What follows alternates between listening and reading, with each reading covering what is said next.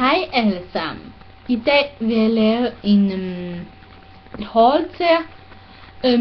Ja, i dag var mig og min mor i Odense gågade, hvor vi var inde i en butik, og der fik jeg mig nogle ting, og ja, og det vil jeg lave et haul på i dag. Så ja, jeg håber I vil abonnere på min kanal. Og hvis I abonnerer på min kanal, så er I super søde. Ja, jeg håber I vil nyde videoen, og lad os komme i gang.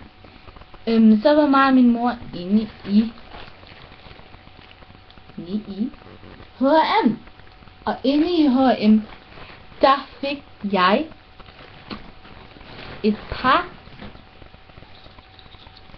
super søde shorts.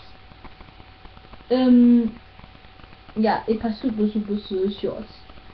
Og shortsene, de koster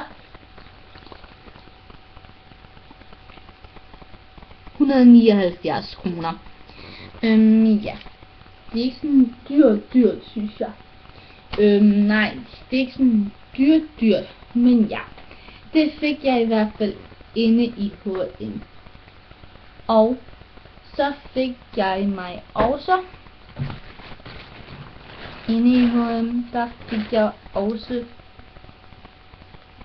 sådan 2 par hvide toppe. Og de er bare helt normalt hvide. Ja, helt normalt hvide toppe. Helt normalt.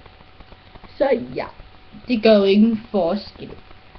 Og så har jeg også fået 2 helt pinke toppe. Og ja. Og toppene, de koster